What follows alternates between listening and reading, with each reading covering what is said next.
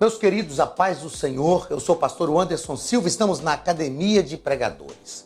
Na aula de hoje nós vamos estudar a lição de número 9 deste primeiro trimestre de 2020, a lição de número 9 do dia 1º de março de 2020, que tem como título o primeiro projeto de globalismo. Nós vamos ver que essa ideia de globalização mundial, essa ideia de globalismo, é um projeto mais antigo do que a gente imagina e, assim como todo projeto de globalismo, infelizmente, influenciado por forças das trevas. Vamos ao texto áureo da nossa lição, que está em Gênesis capítulo 11, o versículo 9, que nos diz o seguinte: por isso se chamou o seu nome Babel, porquanto ali confundiu o Senhor a língua de toda a terra, e dali os espalhou o Senhor sobre a face de toda a terra. Vamos à verdade prática da nossa lição, que nos diz, verdade prática, nos diz o seguinte: o globalismo afronta os propósitos de Deus quanto ao povoamento e ao governo da terra. Nós vamos perceber que Deus havia determinado que o homem se espalhasse sobre a terra, povoasse a terra, e o ser humano, mais uma vez, desobedeceu a Deus, se ajuntando, e eles têm um projeto, né? Façamos o nosso nome célebre. Eu acho interessante que o projeto da Torre de Babel é totalmente avesso a Filipenses capítulo 2, quando Paulo diz: tende em vós o mesmo sentimento que houve em Cristo, que mesmo sendo Deus, não teve por usurpação o ser igual a Deus. Antes esvaziou-se a si mesmo e assumiu a forma humana, e sendo achado na forma de servo, a si mesmo se humilhou até a morte e morte de cruz, pelo que Deus o exaltou soberanamente e lhe deu um nome que está acima de todo nome, para que ao nome de Jesus se dobre todo joelho no céu, na terra e debaixo da terra, e toda língua confesse que Jesus Cristo é o Senhor, para a glória de Deus Pai. O que nós percebemos? Paulo não nos fala qual é o sentimento que houve em Cristo, mas ele nos fala quais foram as atitudes de Cristo movidas por este sentimento. O que nós percebemos ao ler Filipenses capítulo 2 é que Cristo teve um sentimento de submissão. Cristo teve um sentimento de submissão. E ao se submeter ao Pai, à vontade do Pai, ele cumpriu, ele obedeceu, ele esteve restrito, ele se ateve à vontade do Pai. A Torre de Babel mostra justamente o contrário disso. Deus manda os homens se espalharem na terra e eles se ajuntam. E eles se ajuntam com qual objetivo? Façamos o nosso nome célebre. E eles têm um objetivo de fazer o nome célebre. Aliás, eles querem ter o nome célebre, mas passam pelo caminho errado. Cristo é o nosso modelo e o nosso exemplo.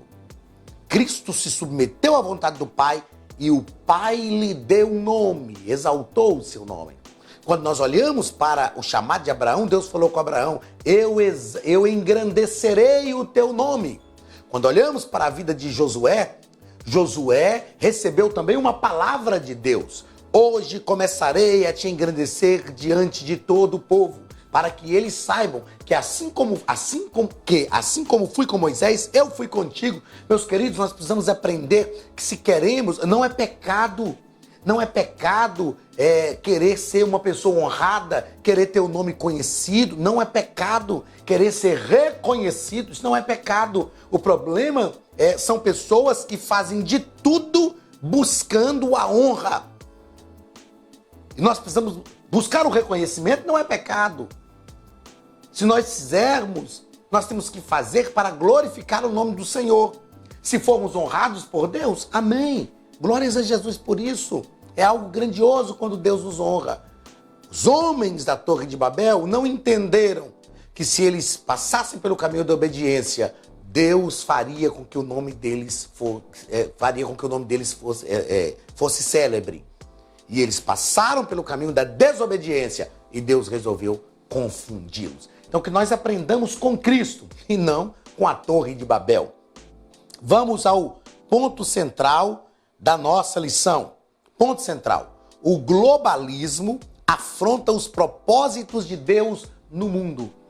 Eu me lembro que em 1992 houve uma reunião no Brasil, no Rio de Janeiro, onde se reuniram várias nações do mundo. Olha, estou falando de 1992, né? Estou falando de 28 anos atrás. Quase 28 anos atrás, né? Vai fazer esse ano, 2020, 28 anos atrás.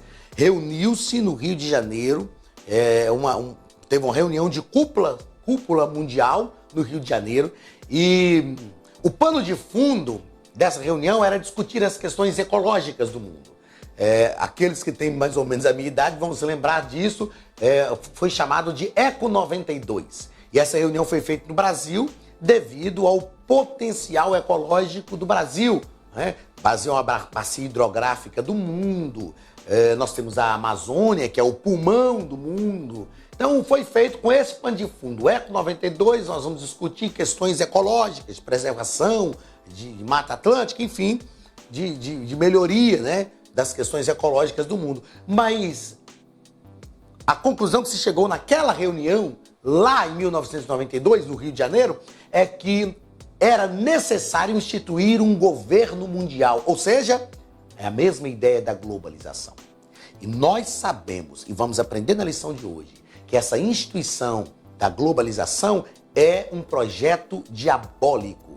E sem dúvida nenhuma também, Deus tem o cumprimento dos seus propósitos em tudo isso. Deus está sempre no controle. Deus está sempre no controle. É uma preparação do mundo para a manifestação do anticristo. Mas o globalismo afronta os propósitos de Deus no mundo. Vamos aos objetivos da nossa lição. Primeiro, o objetivo geral, evidenciar que o globalismo afronta os propósitos de Deus no mundo. Os objetivos específicos, primeiro, apresentar a segunda civilização humana a partir de Noé. Segundo, explicar o globalismo de Babel. E terceiro, expor a intervenção de Deus em Babel. Vamos à leitura bíblica em classe, que está em Gênesis capítulo 11, versículo 1 a 9. E era toda a terra uma mesma língua e uma mesma fala. E aconteceu que, partindo eles do Oriente, acharam um vale na terra de Sinar e habitaram ali.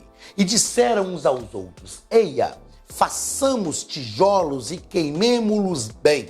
E foi-lhes o tijolo por pedra e o betume por cal. E disseram: eia, edifiquemos nós uma cidade e uma torre, cujo cume toque nos céus, e façamo-nos um nome, para que não sejamos espalhados sobre a face da terra. Veja que Deus manda eles se espalharem. E eles estão querendo fazer um nome para não serem espalhados, para que não sejamos espalhados sobre a face da terra. Não é isto que Deus quer, não é esta a ordem divina. Ah, mas é problema, pastor. É um erro querer se ajuntar numa cidade, fazer uma cidade forte, estar unidos, isso é errado? Não, desde que não vá de encontro a uma ordem divina. O problema aqui não era só edificar a cidade, o problema aqui é desobediência à ordem divina. Se Deus tivesse mandado eles edificarem uma cidade, pronto, estava no caminho certo. Eu aprendo, e eu tenho certeza que você já ouviu também essa frase: o melhor lugar para estarmos é no centro da vontade de Deus. Se estivermos no centro da vontade de Deus, isso quer dizer que nós iremos prosperar. Então desceu o Senhor para ver a cidade e a torre que os filhos dos homens edificavam. Veja que o escritor sagrado, ele usa uma linguagem que nós chamamos de antropopatismo, atribuir sentimentos humanos a Deus. Então desceu o Senhor. Deus não precisa descer para ver nada, mas quando o escritor diz que desceu o Senhor, o escritor está dizendo que Deus veio ver de perto. Oh, meus irmãos, só isso aqui dá uma mensagem, dá uma pregação isso aqui. Quando Deus desce para ver de perto o que estamos fazendo. Será que Deus pode descer para ver de perto o que estamos fazendo? Será que o que estamos fazendo não está desobedecendo uma ordem de Deus? Então Deus desceu para ver a cidade. E Deus desceu também para ver a torre, porque eles não edificavam só uma cidade. Eles edificavam uma cidade e uma torre, que os filhos dos homens edificavam. E o Senhor disse: eis que o povo é um, e todos têm uma mesma língua. E isto é o que começam a fazer. Ou seja, eles estão aproveitando das facilidades que têm. O povo é um, todos têm uma mesma língua. Ou seja, estão aproveitando das facilidades que têm. E isto é o que começam a fazer. E agora não haverá restrição para tudo que eles intentarem. Ou seja, ao invés de aproveitarem as facilidades que eles têm para cumprir a vontade de Deus, estão aproveitando as facilidades que têm para ir de encontro à vontade de Deus. Aí o Senhor diz: eia, desçamos e confundamos. Então, primeiro, Deus desceu para ver o que eles estavam fazendo. Aí depois Deus desceu para confundir o que eles estavam fazendo. Eia, desçamos e confundamos ali a sua língua. Deus vai mexer num ponto só. Deus vai tocar num aspecto só. Deus vai fazer pouca coisa, só confundir a língua deles. E é o suficiente para desmantelar todos os planos deles. Nós precisamos ter cuidado com isso. Porque Deus sabe desmantelar os nossos planos que não estão de acordo com a vontade dele. Desçamos e confundamos ali a sua língua, para que não entendam um a língua do outro. Assim o Senhor os espalhou dali sobre a face de toda a terra e cessaram de edificar a cidade, interromperam. O plano deles não vai para frente. Tem gente que não consegue concluir um projeto porque o projeto não está de acordo com a vontade de Deus. Aprendamos esse tipo de coisa. Tem gente que sempre deixa projetos inacabados. Projetos inacabados são sinais de que a vontade de Deus não está sendo obedecida. Por isso se chamou o seu nome Babel. Isso aqui é um motivo de chacota, motivo de vergonha, confusão. Porquanto ali confundiu o Senhor a língua de toda a terra, e dali os espalhou o Senhor sobre a face de toda a terra. Que nós aprendamos com isso, que nós tenhamos lições com esses ensinos, com esses textos da palavra de Deus, que são magníficos, que são gloriosos e que nos ensinam muitas coisas. Vamos aos comentários da nossa lição. Primeiro ponto da nossa lição: a segunda civilização. Primeiro parágrafo: a apostasia de Cã e de Canaã. Meus queridos, Noé ensinou os seus filhos.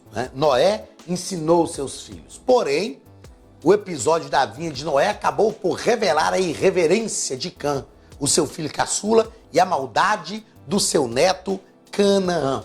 Então Noé transmitiu o conhecimento de Deus para os seus filhos, Porém, essa cultura caimita induziu os filhos de Sete ao pecado. O modo de vida de Cã e de seu filho Canaã pôs-se a influenciar a descendência de Sem e de Jafé ao pecado e à iniquidade. Nós precisamos não só ensinar os nossos filhos, mas precisamos nos comportar de forma que eles também aprendam. O que está acontecendo aqui, nesse nosso primeiro parágrafo aqui do primeiro ponto da lição?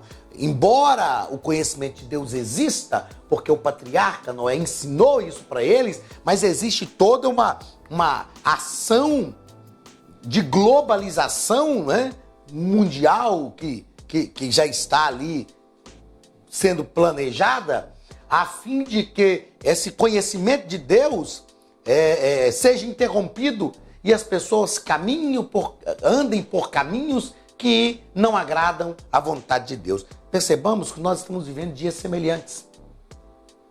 A globalização mundial é, na verdade, uma ação demoníaca que luta contra o conhecimento de Deus. E aí nós temos o segundo parágrafo da nossa lição: o enfraquecimento da doutrina de Noé. Então, com essa multiplicação dos filhos de Noé, Noé começou a perder o controle espiritual e a moral sobre estes. Ou seja, Noé envelheceu, os filhos não andaram pelos mesmos caminhos que eles, então faltou muito pouco para que essa nova civilização viesse a ter o mesmo destino da civilização anterior. São repetições, na verdade, né? Repetições de falhas que desagradam a Deus, problemas sérios que vão de encontro à vontade de Deus e que devem ser interrompidos. Nós precisamos ensinar essa nossa nova geração de crentes o verdadeiro caminho do conhecimento de Deus, de forma que eles não sofram consequências graves. É o que aconteceu aqui com essa civilização. Terceiro parágrafo, o descaso para com o mandamento divino. Foi uma ordem divina e eles não dão ideia para a ordem de Deus.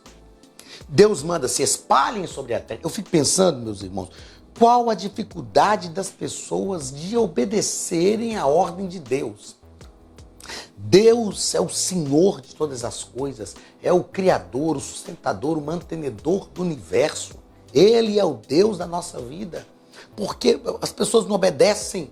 Que dificuldade que nós enfrentamos na nossa geração das pessoas obedecerem, entenderem o que é obediência. Obedecer é se submeter à vontade de outrem e executar. Qual a dificuldade das pessoas em obedecer à voz de Deus? Né? E aqui nós temos um descaso para com o mandamento divino. Segundo ponto, o globalismo de Babel.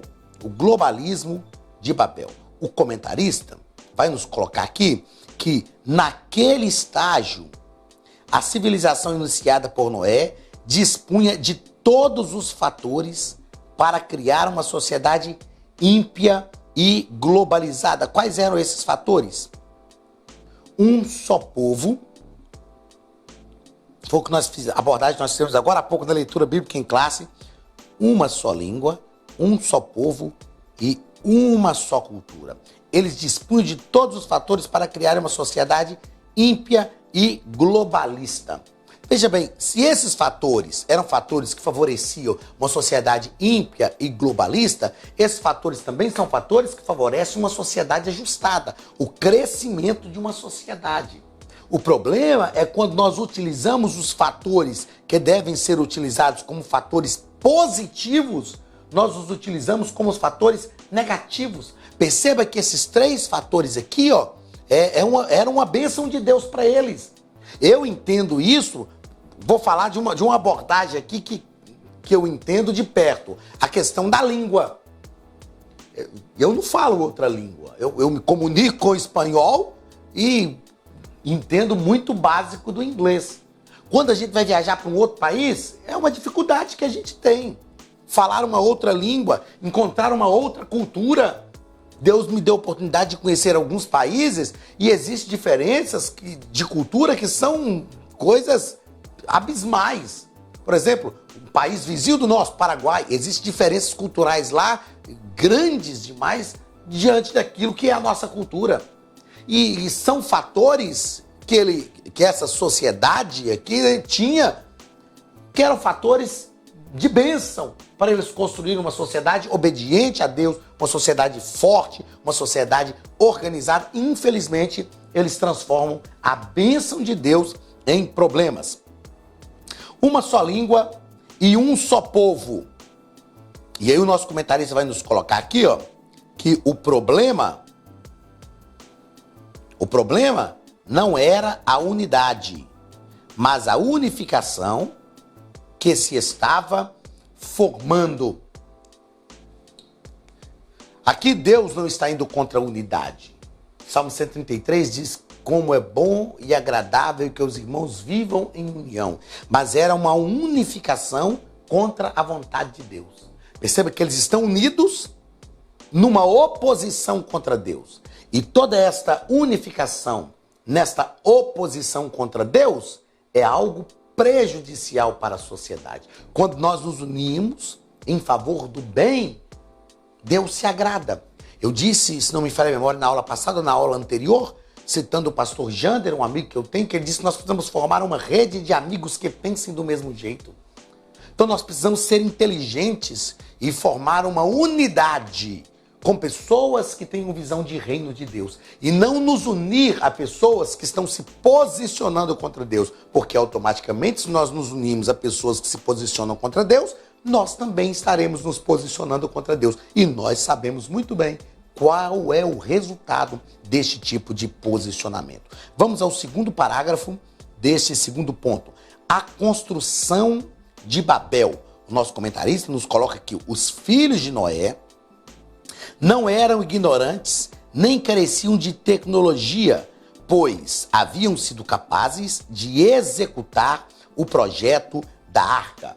Então nós percebemos aqui que havia um conhecimento, um certo conhecimento tecnológico, um certo conhecimento de engenharia. Então, os filhos de Noé tiveram condições de construir a arca. Deus deu a eles essa sabedoria e, ao invés de usar isso para o bem, eles usam isso justamente para ferir a vontade de Deus, para ir de encontro à vontade de Deus. E eu fiz questão de anotar aqui, que a mesma inteligência que foi usada para o bem foi usada aqui para o mal. Percebamos isso, Eles haviam sido capazes de executar o projeto da arca. Haviam sido capazes de executar o projeto da arca. Ou seja, eles usam a inteligência, a mesma inteligência que eles usaram para o bem, para executar o projeto da arca e livrar uma família inteira, eles usam agora para executar o mal. Meus queridos, nós precisamos aprender uma coisa muito importante para a nossa vida. Que nós usemos todos os recursos que temos somente para o bem. Quantas pessoas que nós conhecemos, que Deus deu dons, que Deus deu talentos. Eu me lembro de um dia ouvir um apresentador apresentando uma moça que fez sucesso no Brasil, no mundo secular. E, na verdade, de forma terrível, né? De forma que contraria totalmente a vontade de Deus, de forma imoral. E esse apresentador, quando apresentou essa moça, essa cantora, ele fez questão de dizer tudo que ela aprendeu na igreja. Dons, talentos dados por Deus. Uma menina, filha de crentes, que aprendeu a tocar na igreja, a cantar na igreja, que aprendeu tudo na igreja, recebeu talentos de Deus e usa isso para agradar o diabo. Meus queridos, que nós tenhamos cuidado. Deus nos deu dons e talentos que devem ser usados para glorificar o seu nome. Eu fico pensando com a mente de pai, quando Deus olha para nós e vê os dons e talentos que Ele nos deu. Não vou falar nós não, né? Vamos nos excluir disso. Quando Deus olha para a humanidade e vê pessoas que Ele dotou de dons e talentos para glorificar o seu nome, porque o diabo não dá nada para ninguém. O diabo não vai nos dar nada que engrandeça o nome do Senhor. Então Deus olha para a humanidade e vê as pessoas que Ele deu dons e talentos para glorificar o seu nome, utilizando esses dons e talentos para agradar o diabo, para servir ao mundo. Meu Deus do céu, que Deus tenha misericórdia da nossa vida, que Deus nos guarde, que nós usemos os nossos dons e talentos para agradar ao Rei dos Reis e Senhor dos Senhores. Use todos os talentos que Deus te deu para glorificar o nome do Senhor. Paulo disse isso: fazei tudo para a glória de Deus. Meus queridos, vamos ao terceiro parágrafo deste nosso segundo ponto. Terceiro parágrafo. Aliás, vamos ao terceiro ponto da nossa lição, né? A intervenção de Deus em Babel. Deus interviu. Como nós já falamos, a intervenção de Deus necessária, a intervenção de Deus na hora certa e a intervenção de Deus que interrompeu um plano que estava totalmente fora da sua vontade. Então, para salvar... Vamos voltar aqui para o que eu preciso de verdade. Para salvar a humanidade de si mesma, Deus interveio, confundindo-lhe a língua. Eu achei muito interessante essa colocação do pastor Cláudio Honor de Andrade. Para salvar a humanidade de si mesma. Para salvar a humanidade de si mesma. Irmãos, que bênção que Deus nos salva até de nós mesmos. Que bom que Deus entende isto. Você sabe, é lógico que é uma palavra muito pobre para Deus, mas que bom que Deus é sábio a ponto de nos salvar de nós mesmos. Porque tem hora que Deus tem que salvar a gente da gente mesmo. Porque se Deus não tiver misericórdia, Deus não intervir, a gente acaba, lá no interior das Minas Gerais, de onde eu venho, a gente diz que acaba dando com os burros na água. A gente acaba fazendo o que não deveria fazer. E aí Deus mostra que o seu cuidado, a intervenção de Deus na Torre de Babel foi para salvar a humanidade de si mesma. Qual foi a primeira ação de Deus para salvar a humanidade de si mesma? Confundir as línguas. E eu falo aqui que isso foi somente um toque de Deus. Deus não precisou matar ninguém, Deus não precisou fazer estardalhaço, Deus não precisou bater na mesa e dizer, eu sou o Senhor, fui eu que mandei, vocês não... Não. Vocês estão me desobedecendo. Não. Deus simplesmente desceu, viu o que eles estavam fazendo, aí Deus volta, aí depois eu falo, vamos descer de novo, vamos confundir a língua deles. O simples toque de Deus resolveu todo o problema. E aí as pessoas começaram a não se entender, e cada grupinho que foi se entendendo juntou aqui, outro lá, outro juntou lá, e eles foram se espalhando e conquistando outros lugares na terra. Segundo o parágrafo desse terceiro ponto, o efetivo povoamento da terra, ou seja, aí sim ocorre o efetivo povoamento da terra. Eu disse numa aula anterior que Deus sabe nos convencer. E aqui o nosso comentarista coloca que sabemos que Deus forçou os descendentes de Noé aos confins do mundo. Nós precisamos ser inteligentes e cumprir a vontade de Deus. Se Deus deu uma ordem, vamos cumprir esta vontade de Deus. É mais fácil nós obedecermos, nos submetermos à vontade de Deus e executarmos esta vontade. Porque Deus é todo poderoso, irmãos. Deus é soberano, se Ele quiser, Ele vai fazer. Jó entendeu isso, bem sei que tudo podes e nenhum dos teus planos podem ser impedidos ou podem ser frustrados. Os planos de Deus não se frustram. Deus sabe fazer, Deus sabe executar. Então o melhor que temos a fazer é obedecer à ordem de Deus, nos submeter à vontade de Deus, cumprir a sua vontade, pronto, simples assim. Então Deus forçou os descendentes de Noé e eles povoaram o mundo e cumpriram a vontade de Deus. Terceiro parágrafo, a eleição de Sem. Daqui vem a descendência de Abraão. E o nosso comentarista nos coloca que em sua infinita sabedoria, fez o Senhor duas coisas por ocasião da Torre de Babel. Dispersou os filhos de Noé e em seguida chamou Abraão para dar continuidade